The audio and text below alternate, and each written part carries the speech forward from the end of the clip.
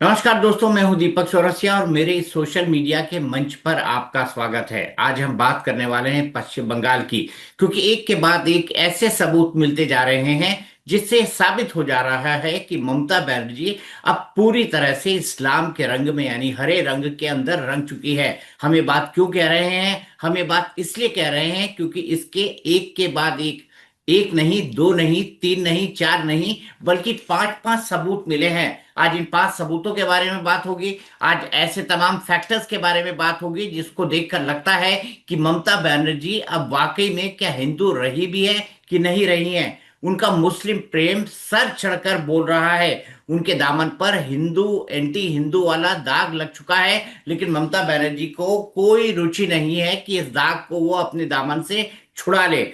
इसके अलावा उनके इर्द गिर्द और भाजपा की राजनीति और रणनीति दोनों यही कहती है कि हम ममता बनर्जी के आसपास एक एंटी हिंदू वाला दाग लगे रहने दें। और ममता बनर्जी को भी ये सूट करता है, क्योंकि मुस्लिम वोट बीजेपी के फेवर में नहीं बल्कि ममता बनर्जी के फेवर में जाएगा। ये ममता बनर्जी बहुत अच्छी तरह जानती हैं और उनकी मुख्य प्रतिद्वंदी वहां पर भारतीय जनता पार्टी भी है। मैं आपको एक ग्राफिक के जरिए ये दिखाऊंगा कि किन किन सीटों पर मुस्लिम वोट जो है प्रखरता के साथ काम करता है। लेकिन ये बात भी साफ है कि ममता बनर्जी जानबूझकर ऐसी कोशिशें करती है जिससे उनके दामन पर एंटी हिंदू वाला दाग लगा रहे, या ये कहें कि ममता बनर्जी इस दाग को जानबूझकर भी धोना नहीं चाहती।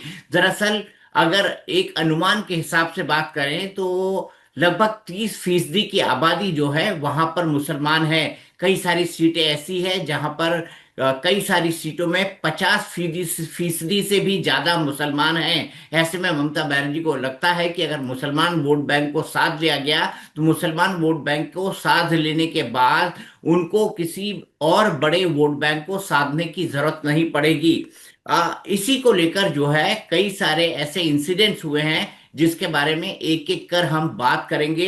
एक एक कर उन इंसिडेंट को आपको बताएंगे जिसको लेकर ममता बनर्जी पर एंटी हिंदू होने का दाग लगा है। इसी पर मेरे साथ बात करने के लिए मेरे सहयोगी और मेरे साथ जिन्होंने बहुत रिपोर्टिंग की है, ओम प्रकाश नारायण बोस मौजूद हैं। ओम प्रकाश, क्या कहेंगे? ममता बनर्जी क्या जानबूझ के करती है?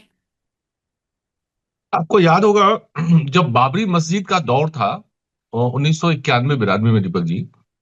तो मुलायम सिंह यादव को बहुत पसंद आता था मौलाना मुलायम कहलवाना। और राम मंदिर के रक्त को रोककर लालू प्रसाद यादव ने भी अपने आप को मौलाना लालू कहलवाना पसंद किया। इसकी वजह सिर्फ एक थी कि मुस्लिम वोटों का ध्रुवीकरण हो उनके अपने स्टेट में। जो हुआ, जो और बहुत उनके अपने सफल पक्ष रहा। में। बिल्कुल, जो मौलाना मुलायम कहलवाना, मौलाना लालू कहलवाना, इन लोगों को इसका सफल एग्जाम्पल रहा। तो एक वही परिपाटी दीपक जी चली आ रही है जिसका एक्सटेंशन मात्र है ममता बनर्जी वेस्ट बंगाल। और ममता बनर्जी के लिए सबसे अच्छी बात क्या है कि वेस्ट बंगाल में 30% से ज्यादा वोटर मुस्लिम है। कुछ इलाके तो ऐसे हैं जहां 50% तक हैं। 40% से ज्यादा तो 7-8 जिलों में है। मतलब, और जिनको चिकन नेक की बात हम करते हैं, जिस चिकन नेक की, वो बिल्कुल वेस्ट बंगाल में है। और पूरा इलाका आप देखें तो आपको लगेगा कि साहब ये कहाँ है हम, वेदर इट्स हिंदुस्तान, भारत, और कहाँ है हम। अगर आप कभी उन इलाकों आपने तो जरूर देखा होगा ज्योग्राफिकली, अंदर जाके अपनी रिपोर्टिंग भी की होगी। मैं अभी गया था लास्ट टू लास्ट ईयर, तो मैंने देखा कि साहब ये क्या स्थिति है। बहरहाल, ममता बनर्जी को लगता है कि 30-32% वोट अगर कंसोलिडेटेड हो गया, एक जगह रह गया, तो बहुत आसान है उनके लिए 5-10% वोटों को तोड़ना। वो किसी भी नाम पे तोड़ लेंगी, कभी मंदिर बनवाने के नाम ये पर, उनका कभी नारा है जगन्नाथ ना, मंदिर। माँ माटी और मानुष। बस लेकिन अब बस माँ बस माटी उसी नाम मानुष पे। की बात करती हुई वो दिखाई नहीं देती है। बिल्कुल दीपक जी, बल्कि मुझे ताजुब ये लग रहा था कि इन मुद्दों पे लेफ्ट और जो दूसरे एलाई हैं, मतलब कांग्रेस और लेफ्ट जैसे दल, वो कहाँ हैं और क्यों चुप है। बिल्कुल ममता बनर्जी की बातों से ये लग रहा है कि साहब ये 30-32% वोटों पे कब्जा करके बंगाल में वापसी की तैयारी कर रही हैं, और दूसरे लोग चुप हैं। बीजेपी के नेता जरूर शोर शराबा कर रहे हैं, हंगामा कर रहे हैं, क्योंकि लोकल एडमिनिस्ट्रेशन उनके साथ नहीं है। इसीलिए, वरना जो आपने जो एग्जाम्पल 1-2 दिनों में देखा होगा, अगर आपको दीपक जी याद है वो घटना जिसमें माता के नाम पे एक सिंगर को किया गया, अगर आपको याद हो तो आप दर्शकों को प्लीज बताइए कि वहां क्या हुआ था और कैसे सरकार मौन रह गई उस पे। ठीक है, मैं बताता हूँ। ये घटना पूर्वी मेदिनीपुर की है। एक सिंगर है लग्नजीता चक्रवर्ती, जानी मानी सिंगर है, जो बंगाली सिने जगत होता है या बंगाल का जो स्टेज परफॉर्मेंसेस होते हैं उनके अंदर बड़ी जानी मानी सिंगर है। पूर्वी मेदिनीपुर में वो एक स्कूल के अंदर गई थी, और वो स्कूल था महबूब मलिक नाम के एक आदमी का। उन्होंने वहां पर दुर्गा स्तुति गाना शुरू किया, माँ से शुरू होती है दुर्गा स्तुति, और दुर्गा स्तुति गाते गाते एकाएक महबूब मलिक ऊपर आता है। और महबूब मलिक ऊपर आके बोलता है कि आपने बहुत गा लिया है, अब आप कोई सेक्युलर गाना गाइए। अब आप सोचिए, भजन के अंदर भी कम्युनल और सेक्युलर क्या हो सकता है, तो उन्होंने कहा सेक्युलर गाना गाइए। और लग्नजीता चक्रवर्ती को उन्होंने मिसहैंडल करने की भी कोशिश की। अब दिक्कत यहां पर नहीं है, दिक्कत यहां पर है कि एक इंडिविजुअल आदमी है जिसकी कोई शिकायत हो सकती है, जो अपने ढंग से कोई बात कर सकता है। लेकिन उसके अलावा जब लग्नजीता चक्रवर्ती इस बात की शिकायत दर्ज कराने की, वो किसी तरह से वहां से निकल आती है। वो जो स्कूल होता है उसका माहौल भी कमोवेश उसी तरीके का होता है, पूर्व मेदिनीपुर का ये पूरा मामला है। और जब लग्नजीता चक्रवर्ती निकल आती है तो वो जाती हैं पुलिस स्टेशन में। भगवानपुर पुलिस स्टेशन है, और भगवानपुर पुलिस स्टेशन का इंचार्ज है शाहजहां हक। जो ये शाहजहां हक है, ये उनकी शिकायत नहीं लिखता है। वो शिकायत दर्ज कराने आती है कि मुझे पश्चिम बंगाल में दुर्गा स्तुति गाने से रोका गया। अब आप सोचिए, पश्चिम बंगाल में कोई माँ दुर्गा की बात करे और उस पर किसी तरह का हमला हो जाए, ये अपने आप में कितना बचकाना, कितना अव्यवहारिक और कितना बिल्कुल कम्युनल है। बिल्कुल ये बिल्कुल। बिल्कुल इस बात को अपने आप में दिखाता है कि लग्नजीता चक्रवर्ती के साथ जो कुछ हुआ वो ठीक नहीं था। लेकिन उसके बावजूद भी शाहजहां हक जो है वो उनकी कंप्लेन नहीं लिखता है, कंप्लेन लिखने में काफी आनाकानी करता है। और इसके अलावा जो है, उनको हैरास भी किया जाता है पुलिस स्टेशन के अंदर। तो ये तमाम चीजें लग्नजीता चक्रवर्ती अपनी कंप्लेन के अंदर न केवल कह रही हैं, बल्कि उन्होंने इसके बारे में सार्वजनिक तौर पर बयान भी दिया है। लेकिन ओम प्रकाश, और इसमें एक एक बात ये मैं और जोड़ना चाहता हूं कि जो लोग नीतीश कुमार की हिजाब कंट्रोवर्सी पे लगातार बोल रहे हैं, वो तमाम लोग इस मामले पर खामोश है।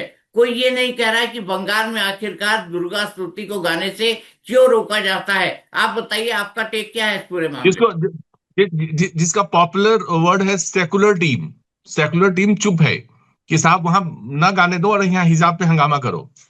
सेक्युलर डीन, अच्छा नाम दिया आपने। सेकुलर टीम सेक्युलर टीम, नहीं, अच्छा सेक्युलर मैं टीम ही कह चुप रहा है। हूँ। आपको आपको एक एक पता नहीं वाकया याद है कि नहीं। अभी ममता बनर्जी अपने मतलब वो जो बंगाल में लगातार इंसिडेंट्स हो रहे हैं और जिस तरीके से गोलबंदी हो रही है उनके पक्ष में वोटरों की, उसको और आगे बढ़ाते हुए हिंदुओं को भी रिझाने का कोई मौका नहीं गंवा रही है। वैसे मौखिक तौर पे मैं क्यों कह रहा हूं, बिना किसी फाइल के आपको नवंबर में सिलीगुड़ी में महाकाल मंदिर का निर्माण की घोषणा की ममता बनर्जी ने और 17 एकड़ जमीन भी दे दी। हाँ, लेकिन कागजी कार्रवाई है ये, लेकिन सतही सच्चाई ये है दीपक जी कि बंगाल में सिर्फ और सिर्फ टीएमसी एक ही पक्ष के तरफ खड़ी है, एक ही धड़ा को लेकर चल रही है। और अगर हम आप अपनी बात कहते हैं, अगर हमारे जैसे लोग जैसे लग्नजिता चक्रवर्ती जैसी महिला अगर जैसे लोग अगर आगे आके अपनी बात कहते हैं, तो उनकी बात सुनने वाला समझने वाला इस समय कोई नहीं है। टीएमसी का कोई नेता इसके पक्ष में आगे आकर बात नहीं कर रहा है। उसको डर सताता है कि पूर्वी मेदिनीपुर में जो स्कूल का मालिक है वो लोकल थोड़ा दबंग है, लोकल उसकी अच्छी चलती है, तो कहीं वो नाराज ना हो जाए, कहीं उसकी नाराजगी ना झेलनी पड़े उसकी वजह से। नहीं तो मजाल है साहब कि स्कूल के किसी प्रोग्राम में कोई आदमी माँ माटी मानुष के एरिए में माँ पे गाना गा रहा हो और आप उसको रोक दें। बिल्कुल, ये आप अपने लेकिन आप में। आप कुछ बड़ी बात, आप 5 पॉइंट की बात कर रहे थे कि ममता बनर्जी। तो मैंने आपको पहला पॉइंट बताया, पहला पॉइंट है लग्नजीता चक्रवर्ती से जुड़ा हुआ।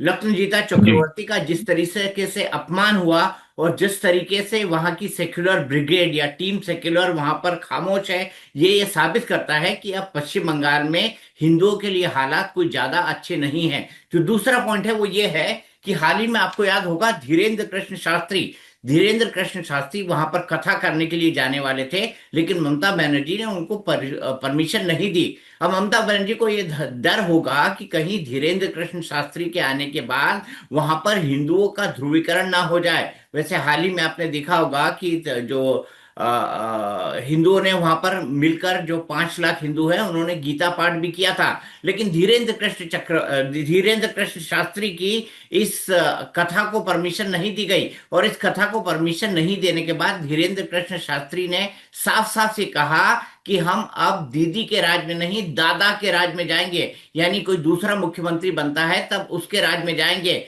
और धीरेन्द्र कृष्ण शास्त्री ने बड़े चुटेले अंदाज में बात कही थी, जो उनका बयान काफी वायरल हुआ। लेकिन ऐसा कहने वाले सिर्फ एक ही साधु संत नहीं है। जितने भी साधु संत हैं वो लगातार ममता बनर्जी और उनके मुस्लिम तुष्टीकरण पर निशाना साधते हैं। ऐसे ही एक साधु हैं रामभद्राचार्य जी। रामभद्राचार्य जी ने भी कहा था कि ममता बनर्जी जो है वो चंगेज खान, महमूद गजनवी जैसे पापियों और जो हिंदू समाज के साथ अनाचार करने वाले लोग थे, उनके साथ खड़ी हुई हैं। और ये कहते हुए उन्होंने ममता बनर्जी पर बड़ा निशाना साधा था। लेकिन जो असली दिक्कत क्या थी, ये मेरा तीसरा पॉइंट है रामभद्राचार्य वाला।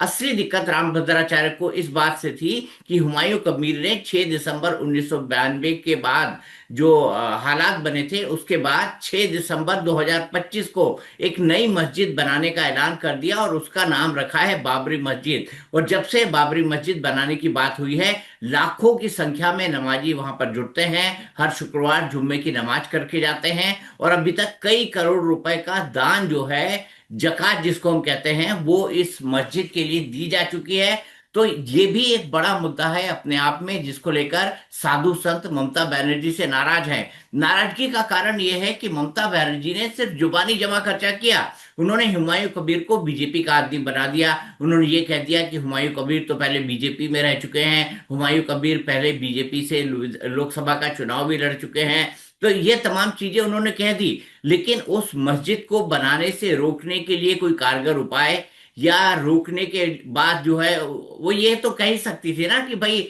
आप मस्जिद बनाइए, बिल्कुल मस्जिद बनाइए, मस्जिद बनाने में किसी भी तरह की कोई दिक्कत नहीं है, लेकिन इसका नाम कम से कम बाबर के नाम पे न रखिए। क्योंकि बाबर जो कुछ भी था वो एक मुस्लिम आक्रांता था, और इसी मुस्लिम आक्रांता ने जो है वो भारतीयों के ऊपर बहुत सारे जुर्म और अन्याय किए। और उसके बाद से ही मुगल काल जो है उसकी नींव पड़ी, और उसके बाद एक लंबा वक्फा जो है मुगलों ने भारत पर राज किया, और हिंदुओं कैसी पर कई तरह के अत्याचार और अनाचार ओम प्रकाश जी इस दौरान होते रहे।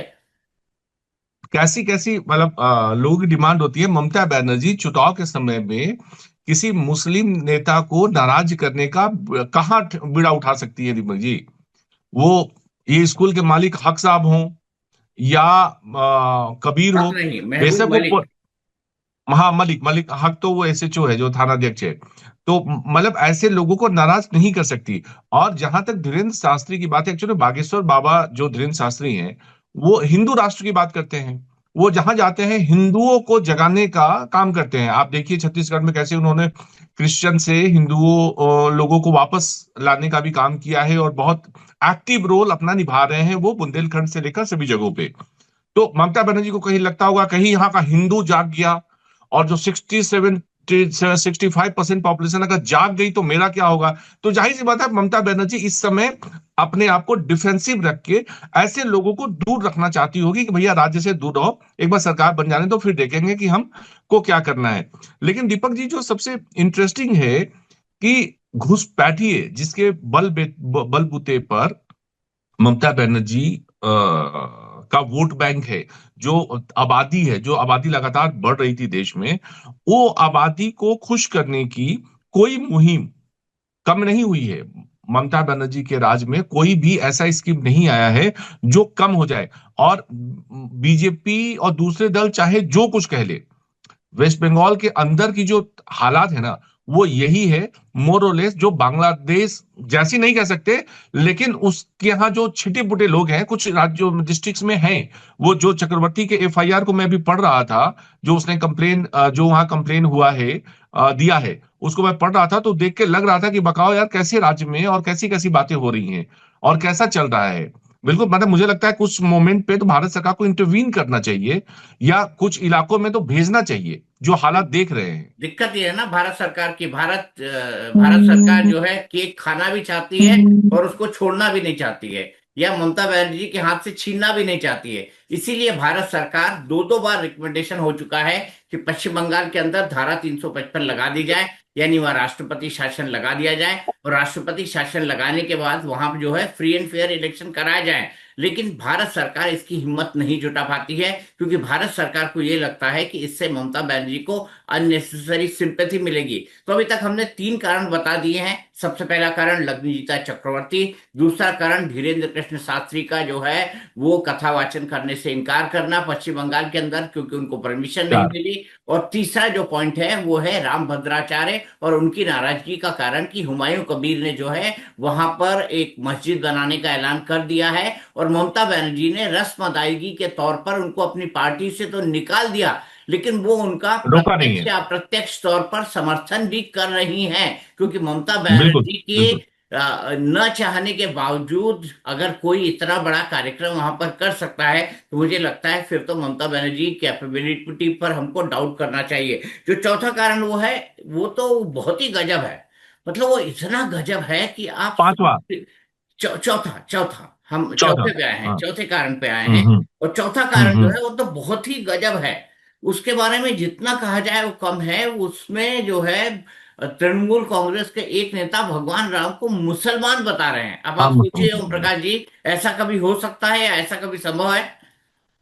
नहीं नहीं, हम लोगों ने बात की थी थोड़े दिन पहले कि मदन मित्रा जो विधायक है, कैसे उन्होंने भगवान राम को मुसलमान कह दिया था। और टीएमसी इस पूरे वाक्य मामले पर अगेन जो पार्टी है, जो पार्टी सुप्रीमो है या पार्टी ऑफिशियल तौर पे चुप हो जाती है। मतलब बहुत ताज्जुब है कि आपका कोई नेता 65% पॉपुलेशन को नाराज कर रहा है, लिटरली नाराज कर रहा है, और आप मुंह बंद करके खड़ी हैं, या आपके लोग मुंह बंद करके खड़े हैं। आप देखिए कि साहब आप तुष्टीकरण के लिए हर कुछ कर रही हैं। कभी जगन्नाथ मंदिर का नाम ले रही है, कभी महाकाल मंदिर का नाम ले रही है, लेकिन जो माहौल को खराब कर रहा है, जो बातों को बिगाड़ रहा है, उसके खिलाफ आप कुछ नहीं कर रही हैं। अपने स्टेट में बिल्कुल साइलेंट खड़ी हैं, और बल्कि आपने ठीक कहा, वो धीरे से उकसा रही हैं। भाई, मौन अगर सहमति हम है। चुप हैं। हाँ, मुख सहमति है, बिल्कुल बिल्कुल मुख सहमति है, बिल्कुल मुख सहमति है। पांचवा कारण क्या है दीपक जी? पांचवा कारण बहुत महत्वपूर्ण है, और ये कारण आज से नहीं चला आ रहा है, ये कारण तब से चला आ रहा है जब से ममता बनर्जी सरकार में आई। और मेरे ख्याल से 2009, 2004 से 2012 से ममता बनर्जी ग्यारह। 12 से वो 11। सरकार के अंदर है। 12 से वो लगातार सरकार के अंदर है, और लगातार ऐसी नीतियां बना रही है जिससे अल्पसंख्यकों का भला हो सके, अल्पसंख्यकों के खाते में ज्यादा पैसा जा सके। सरकार की जो तमाम स्कीम्स हैं वो अल्पसंख्यक लोगों के लिए है। इसके अलावा वो जो काम करती हैं उसमें अल्पसंख्यक लोगों को बड़ा सेध दे के रखती हैं। इसके अलावा इमामों की तनख्वाह, उन्होंने आते से ही सबसे पहला बड़ा कदम क्या किया था, इमामों की तनख्वाह बढ़ा दी थी। ऐसे दर्जन और चीजें हैं ओम प्रकाश। वीडियो बड़ा हो जाएगा, वरना मैं आपको बता सकता था दर्जन से ज्यादा ऐसी चीजें जिसमें उन्होंने अल्पसंख्यकों को जो है वो अति महत्व दिया। और अति महत्व देने के बाद एक बार तो यहां तक हुआ कि दुर्गा प्रतिमा के विसर्जन को उन्होंने कुछ घंटे के बिल्कुल। लिए आगे पीछे कर दिया। ये भी अपने आप में एक बहुत बड़ी बात थी। तो ये बहुत तमाम बहुत चीजें बड़ी बात थी, बहुत बड़ी बात। तो ये तमाम चीजें साबित करती है कि ममता बनर्जी इन पांच कारणों से एंटी हिंदू होती जा रही हैं। और एंटी हिंदू होने का उनका कारण जो है सिर्फ और सिर्फ एक है, क्योंकि उनको लगता है कि मुसलमान का वोट बैंक उनको चौथी बार पश्चिम बंगाल की सत्ता पर बिठा सकता है। ओम प्रकाश, तो आज के वीडियो में इतना ही। कल फिर हम किसी नए मुद्दे बिल्कुल पर बात करेंगे, कल किसी नए मुद्दे पर चर्चा करेंगे और विश्लेषण करेंगे उस पूरे के पूरे मुद्दे का।